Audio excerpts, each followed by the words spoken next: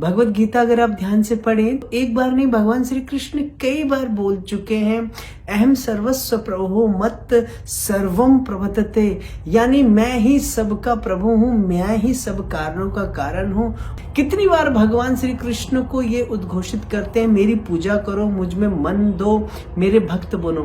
तो क्या यहाँ पे ये माना जाए कि भगवान श्री कृष्ण के अंदर एक अभिमान आ गया है कि वो अपनी पूजा खुद ही कराना चाहते हैं, अपना महिमा मंडन खुद ही करना चाहते हैं? कोई और महिमा मंडन करे ठीक है, कोई और महिमा गाए, भक्त गाए, देवी देवता गाए तो भी अच्छा लगता है, पर भगवान श्री कृष्ण इतनी बार खुद को भगवान क्यों कह रहे हैं? देखिए, इसमें अगर हम भगवान पे दोषारोपण करेंगे तो हम ही अपराधी बन जाएंगे।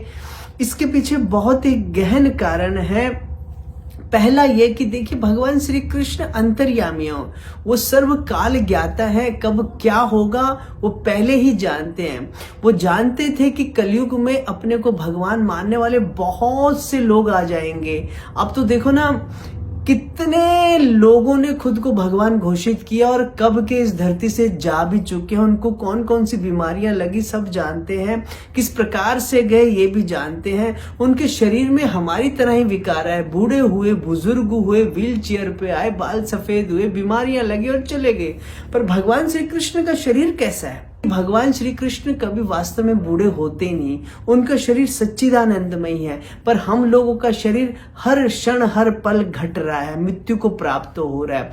तो भगवान श्री कृष्ण ने एक स्टैंडर्ड सेट कर दिया कि अगर मैं खुद को भगवान कह रहा हूं तो मैं उसको प्रूफ भी कर रहा हूं। भगवान श्री कृष्ण ने गीता में अपने विराट रूप का दर्शन करवाया अर्जुन को, और अर्जुन को दिव्य नेत्र दिए ताकि वो उन्हें देख सके।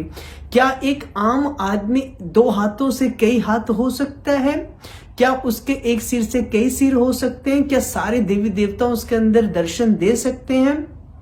बिल्कुल भी नहीं। क्या अपने शरीर को जो 5 फुट बाय 5 इंच का, उसको 1 इंच भी बढ़ा सकता है? नहीं बढ़ा सकता अपनी ताकत से।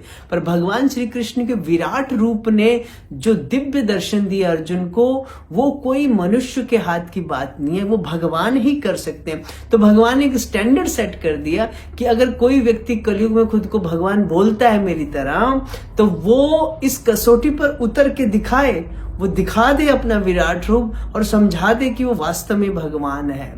दूसरी बात ये कि जीवात्मा जो है वो श्री कृष्ण को भगवान मानना भूल बैठा है। देखिए, यही मूल कारण है हमारे दुखों का। स्वामी महाराज कहते थे कि we all are trying to become little Krishna. हम छोटे छोटे कृष्णाओं में बढ़ चुके हैं, हम खुद को छोटा छोटा भगवान मानना शुरू कर दिया है, यानी हम छोटे छोटे भोगों को लेकर अपने को भगवान मान रहे हैं। क्या हम वास्तव में कृष्ण बन सकते हैं? कभी भी नहीं बन सकते। क्या हम कृष्ण की तरह कार्य कर सकते हैं? कभी भी नहीं कर सकते। इसलिए जीवात्मा जो भोग करना चाहता है वो खुद को कृष्ण मान के करना चाहता है। इसलिए श्री कृष्ण ने कहा ये सब तो जीरोक्स कॉपी हैं, ये सब तो नकलिया कॉपी हैं जो आदमी बनना चाहता है। कितने कृष्ण हो गए, पर असली कृष्ण कौन है, इसकी पहचान कैसे होगी? श्री कृष्ण ने इसीलिए खुद को भगवान घोषित कर दिया। और तीसरे कारण को समझेंगे कि एक पुत्र अपनी माता से दूर जा रहा है और उसने घर में सबका आशीर्वाद ले लिया, सबसे मिल गया वो, पर माता का आशीर्वाद लेना भूल गया। अब वो जाने वाला है तो माता ने उसे रोक के कहा, मेरे पांव छू, मेरा आशीर्वाद लिया। क्यों कहा माता ने?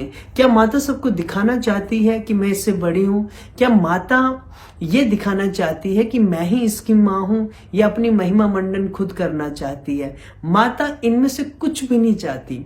माता सिर्फ ये चाहती है, माता को ये ज्ञान है कि जब बच्चा घर से बहुत दूर जा रहा हो तो बड़े बुजुर्गों का आशीर्वाद लेके जाना चाहिए, उनके आशीर्वाद से हमेशा उसका मंगल होता है। तो उसने माँ के पांव नहीं छुए, और माँ के पांव नहीं छूने से उसका अमंगल हो सकता है, मेरे बच्चे का कहीं अमंगल ना हो। इसलिए माँ ने अपने बच्चों का मेरे पांव छू।